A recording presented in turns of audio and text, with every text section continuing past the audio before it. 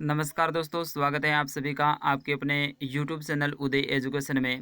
आज के इस वीडियो में मैं लेके आया हूँ प्री डीएलएड एग्ज़ाम यानी प्री बीएसटीसी एग्ज़ाम 2020 और पीटीटी एग्ज़ाम 2020 के लिए राजस्थान सामान्य ज्ञान के हमारे 1000 प्रश्नों की जो सीरीज चल रही है उसका भाग संख्या 7। और आज के इस वीडियो में रहेंगे 30 अति महत्वपूर्ण प्रश्न। दोस्तों, आपके एग्ज़ाम में बिल्कुल कम समय बाकी हैं, तो ऐसी स्थिति में 1000 प्रश्नों को कवर करवाना भी ज़रूरी है। और लगभग हमारे 190 के आसपास जो प्रश्न हैं वो कवर हो रहे हैं आज के इस वीडियो के साथ में। तो आने वाले समय में अभी भी 800 प्रश्न बाकी हैं, तो आने वाले समय में 200 प्रश्नों का भी वीडियो आने वाला है, 100 प्रश्नों का भी आने वाला है, लेकिन आपके एग्ज़ाम तक सारे प्रश्न कवर हम करवा देंगे। चलिए दोस्तों, आप सभी से निवेदन रहेगा कि आप वीडियो को लाइक कर दीजिएगा, ज़्यादा से ज़्यादा शेयर करेंगे और साथ ही कमेंट भी करेंगे। प्रत्येक प्रश्न का आंसर भी आपको चॉइस करना है, लाइव टेस्ट के रूप में इसे लेना है। बिल्कुल आपके लिए लाइव चैट है वो उपलब्ध करवा रहा हूँ मैं, और साथ ही कमेंट बॉक्स भी खुला हैं। तो प्रत्येक प्रश्न का आपको आंसर चॉइस करना है और लास्ट में अपना स्कोर भी बताना है। चलिए, आज का पहला प्रश्न रहेगा कि जयपुर नगर की स्थापना है वो कब की गई थी। ऑप्शन आपके सामने है, अगर आपको आंसर आता है तो फटाफट आप आंसर दीजिएगा पहले प्रश्न का। सही आंसर रहेगा ऑप्शन 3 यानी 18 नवंबर 1727 में जयपुर की स्थापना की थी। चलिए, अगला प्रश्न है कि श्रीपंथ है वो किसका प्राचीन नाम है। दोस्तों, प्राचीन नाम इनसे संबंधित आपके एग्जाम में एक प्रश्न जरूर आएगा, तो आप एक बार देख लीजिएगा। लगभग 40 से 50 के आसपास है, तो उन सभी को आप देख लीजिएगा। हमारे यूट्यूब चैनल पे वीडियो भी उपलब्ध है, और एक बार फिर नए सिरे से भी मैं वीडियो अपलोड करने की कोशिश भी करूँगा। तो श्रीपंथ किसका प्राचीन नाम है। ऑप्शन 4 रहेगा बयाना का। चलिए, अगला प्रश्न अपन देखेंगे। राजस्थान का क्षेत्रफल है वो भारत के क्षेत्रफल का कितना प्रतिशत है, यानी भारत के कितने क्षेत्रफल में राजस्थान फैला हुआ है। बहुत इंपॉर्टेंट प्रश्न है और बिल्कुल इजी भी प्रश्न है। तो 10.41%, यानी ऑप्शन 2 रहेगा इसका सही आंसर। आप सभी से निवेदन रहेगा, वीडियो को लाइक ज़रूर कीजिएगा और शेयर भी कीजिएगा। राजस्थान की सबसे ऊंची झील कौन सी है। बिल्कुल ये भी इजी सा प्रश्न है। राजस्थान की सबसे ऊंचाई वाली झील कौन सी है। दोस्तों, नक्की झील है, ये माउंट आबू सिरोही में स्थित है, जो कि राजस्थान की सबसे ऊंची झील है। चलिए, अगला प्रश्न देखेंगे कि राजस्थान के जिलों की जनसंख्या आकार यानी कुल जनसंख्या की दृष्टि से सही अवरोही क्रम में आपको व्यवस्थित करना है। आरोही और अवरोही क्रम, तो जनसंख्या की जो अवरोही क्रम है उसमें आपको व्यवस्थित करना है। तो ऑप्शन 1 रहेगा जोधपुर, अलवर, नागौर और उदयपुर। चलिए, अगला प्रश्न है कि पूर्णतः राजस्थान में बहने वाली सबसे लंबी नदी कौन सी है। बहुत इंपॉर्टेंट प्रश्न है सटा। पूर्णतः राजस्थान में, यहाँ पे पूर्णतः राजस्थान में बहने का पूछा जा रहा है, तो आप ध्यान रखेंगे बनास नदी। दोस्तों, बनास नदी है ये पूर्णतः राजस्थान में बहने वाली सबसे लंबी नदी है, और ये 6 जिलों में बहती है। बनास, चंबल और लोनी, ये तीनों ही जो नदियां हैं वो 6 जिलों में बहती है राजस्थान की। चलिए, अगला प्रश्न देखेंगे कि सर्वाधिक मात्रा में सतही जल वाली नदी कौन सी है। सतही जल वाली बहुत इंपॉर्टेंट है एग्जाम की दृष्टि से। चंबल नदी, बिल्कुल चंबल नदी ऑप्शन 1 रहेगा इसका सही आंसर। चलिए, अगला प्रश्न है कि 0 से 6 वर्ष की आयु का लिंगानुपात है अपने राजस्थान में कितना है। 2011 की जनगणना की बात कर रहे हैं दोस्तों। 0 से लेके 6 वर्ष के बच्चों का जो लिंगानुपात है वो कितना है। तो ऑप्शन 4 रहेगा 888, यानी 1000 जो बच्चे हैं लड़के छोटे, उनके ऊपर 888 बच्चियाँ हैं, यानी 888 इनका लिंगानुपात है। और बड़ों का कितना है 928, ये भी आपको ध्यान रखना है। चलिए, अगला प्रश्न है कि राजस्थान की सबसे शिक्षित जनजाति है वो कौन सी है। बिल्कुल इजी सा प्रश्न है। राजस्थान की सबसे शिक्षित जनजाति, संपन्न जनजाति, जनजातियों में मीणा हो जाएगा दोस्तों। ऑप्शन 4 इसका सही आंसर।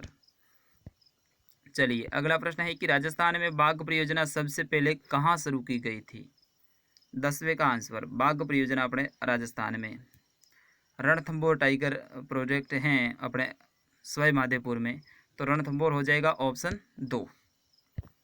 चलिए, अगला प्रश्न है कि मिट्टी की क्षारीयता किससे दूर की जाती है, यानी मिट्टी में क्षारीयता है तो उसको दूर करने के लिए क्या डाला जाता है। बहुत इंपॉर्टेंट है ये भी अपने एग्जाम की दृष्टि से। तो जिप्सम को डाला जाता है, ऑप्शन 1 रहेगा इसका सही आंसर। जी बिल्कुल, मैं फटाफट व स्पीड में आपकी क्लास पूरी करवा रहा हूँ ताकि आपका ज़्यादा समय भी वेस्ट ना हो। हिंदुस्तान जिंक लिमिटेड का मुख्यालय कहाँ स्थित है? 12वें का आंसर दीजिएगा। हिंदुस्तान जिंक लिमिटेड का मुख्यालय अपने राजस्थान में कहाँ पर है? इनमें से सभी आंसर दीजिएगा अगर आता है तो। बिल्कुल उदयपुर में, ऑप्शन 1 रहेगा आपका सही आंसर। अगला प्रश्न है कि निमला रायसेला क्षेत्र में लो एस्क निकाला जाता है, ये किस जिले में स्थित है? निमला और रायसेला।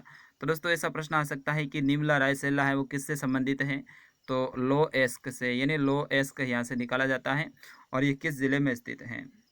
भाई उस जिले से कोई हैं तो आप फटाफट कमेंट कर दीजिएगा, अपने जिले का नाम लिखिएगा आप। ऑप्शन 3 रहेगा, दौसा जिले से संबंधित हैं। चलिए अगला प्रश्न रहेगा कि निम्न में से खरीफ की फसल कौन सी है? रबी, खरीफ और जायद। तो इनमें से खरीफ की फसल आपको बताना है। बिल्कुल इजी सा प्रश्न, ये सभी हैं, बाजरा, मक्का, उड़द, ये सभी खरीफ की फसलें हैं। अगला प्रश्न है कि किस जिले में सबसे कम पशु संपदा है, यानी लाइव स्टॉक, यानी पशु संपदा की दृष्टि से सबसे निचले वाले स्थान पे कौन सा जिला है? धौलपुर जिला। बिल्कुल धौलपुर में दोस्तों पशु संपदा बिल्कुल कम है, ये तो ऑप्शन 3 रहेगा इसका सही आंसर। दोस्तों ये प्रश्न आ सकता है, आप ध्यान रखिएगा। अगला प्रश्न है कि किस देवी की मूर्ति के ऊपरी हिस्से पर पंच देवी की प्रतिमाएं उत्कीर्ण हैं, यानी 5 देवियों की प्रतिमाएं हैं वो ऊपरी हिस्से पे स्थित हैं, वो कौन सी देवी हैं? ससियाई माता, आई माता, शीला देवी, शाकंभरी माता। सही आंसर रहेगा ऑप्शन 3, यानी शीला देवी। चलिए अगला प्रश्न है कि मीणा जाति किस लोक देवता की झूठी कसम है वो कभी नहीं खाते हैं? झूठी कसम है वो किस देवता की नहीं खाते हैं? रघुनाथ जी, हरिराम बाबा, संत मानसी, भूरिया बाबा। बिल्कुल इजी सा प्रश्न और सभी का सही आंसर आ रहा है, वेरी गुड, क्या बात है, काफ़ी अच्छी तैयारी है आपकी। तो भूरिया बाबा ऑप्शन 4 बता रहे हैं आप, सही आंसर है। अगला प्रश्न है कि किसका नाम बचपन में कीका था, यानी कीका के नाम से किन्हें पुकारा जाता था? दोस्तों सही आंसर रहेगा महाराणा प्रताप, यानी राणा प्रताप को बचपन में कीका कहा जाता था। कीका क्या होता था दोस्तों? वहाँ पे उस क्षेत्र में भील बहुल क्षेत्र है अपने मेवाड़ में, और वहाँ पे जो भीलों के छोटे जो बच्चे होते हैं उन्हें कीका कहा जाता था, तो इसलिए महाराणा प्रताप को भी कीका कहा जाता था, ऐसा कहा जाता है, जनश्रुति में हमें मिलता है। तो जूते हुए खेत के साक्ष्य हैं वो कौन सी सभ्यता में मिले हैं, ये आपको बताना है 19वें प्रश्न में, यानी कौन सी सभ्यता में या फिर कहाँ पर जूते हुए खेत के साक्ष्य मिले हैं? 19 का आंसर। बिल्कुल सही आंसर आ रहा आपका कालीबंगा। कालीबंगा अपने हनुमानगढ़ में, तो ऑप्शन 1 रहेगा इसका सही आंसर। अच्छा दोस्तों ये बताइएगा गणेश्वर सभ्यता है किस जिले से संबंधित है? सभी का आंसर आना चाहिए, आपके कमेंट में जरूर देखूंगा, ठीक है। चलिए अगला प्रश्न देखेंगे कि मत्स्य संघ में शामिल रियासत थी, यानी इनमें से कौन सी रियासत है वो मत्स्य संघ में सम्मिलित थी? बिल्कुल अलवर भी थी, करौली भी थी और अपना भरतपुर भी था। जब राजस्थान का एकीकरण हो रहा था उस समय पे ये सभी मिलाया गया था मत्स्य संघ में, तो ऑप्शन 4 रहेगा सही आंसर।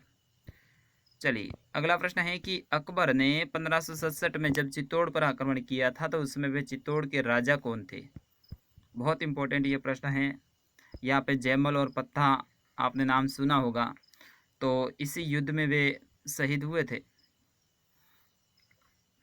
तो महाराणा उदय सिंह, महाराणा प्रताप के पिताश्री उस समय पे राजा थे अपने चित्तौड़ के। फिर उसके बाद में उदय सिंह की मृत्यु है दोस्तों 1572 में हुई थी। उसके 1572 में महाराणा प्रताप का राज्य अभिषेक हुआ था और 1597 में महाराणा प्रताप की मृत्यु हुई थी 19 जनवरी को। चलिए अगला प्रश्न है कि जनरल लेक किस किले को जीतने में असफल रहा था? इनमें से आपको बताना है जनरल लेक हैं वो कौन से किले को जीतने के लिए असफल रहा था। बहुत इंपॉर्टेंट प्रश्न है। अभी अभी जो जुड़े हैं हमारे बंधु उन सभी से विनंती रहेगी कि वीडियो को लाइक कर दीजिएगा आप। तो ऑप्शन 3 रहेगा लोहागढ़, भरतपुर वाला, तो लोहागढ़ हो जाएगा ऑप्शन 3। चलिए अगला प्रश्न देखेंगे कि 1857 की क्रांति के समय राजस्थान में कितनी सैनिक छावनियाँ थी? बहुत इंपॉर्टेंट है, उस समय पे कितनी सैनिक छावनियाँ थी अपने राजस्थान में? प्रमुख रूप से दोस्तों आपको बताना है।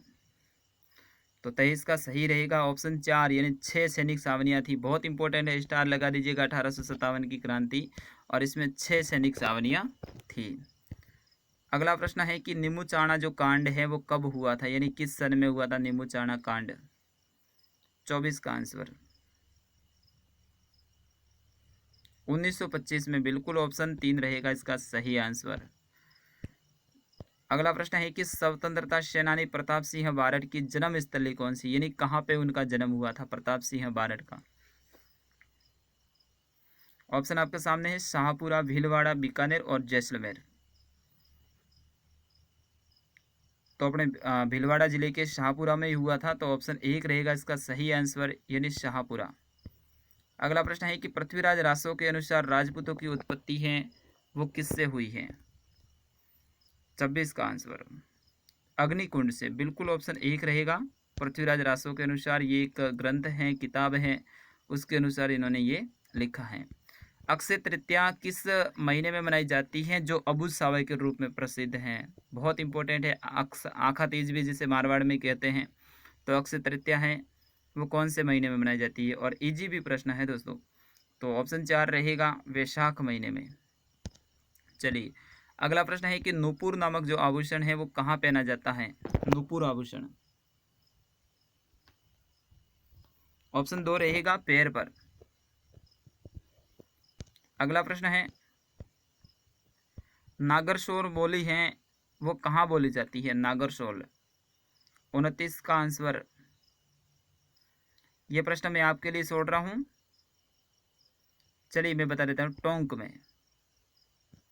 और आज का अंतिम प्रश्न रहेगा कि कटारगढ़ है वो किस प्रसिद्ध दुर्ग का अंग है, यानी किस प्रसिद्ध दुर्ग के अंदर कटारगढ़ का किला भी स्थित है या फिर कटारगढ़ है, कौन से दुर्ग में है ये आपको बताना है। इस प्रश्न का आंसर आप सभी देंगे, ठीक है ना। ये प्रश्न मैं आपके लिए छोड़ रहा हूँ, एक प्रश्न का आंसर तो आपको भी देना चाहिए, और इसका आंसर मैं अगले वीडियो में ज़रूर दूंगा। तो दोस्तों ये था आज का राजस्थान सामान्य ज्ञान का हमारा पाठ संख्या 7। 8वां पाठ भी बहुत जल्द आने वाला है। आने वाले समय में आपका एग्ज़ाम बहुत नज़दीक है, तो 100 से 200 प्रश्नों के भी मेगा वीडियो आने वाले हैं, तो उनको भी आप ज़रूर देखिएगा। इस वीडियो को आप ज़्यादा से ज़्यादा शेयर करेंगे, अपना प्यार दिखाएंगे, और वीडियो के बारे में अपनी राय है वो भी ज़रूर देंगे, और साथ ही किस प्रकार की जानकारी चाहिए वो भी आप कमेंट बॉक्स में ज़रूर लिखना। मैं आपकी हर जानकारी को पूरा करने की कोशिश करूँगा। धन्यवाद, मिलता हूँ अगले वीडियो में, तब तक के लिए वंदे मातरम।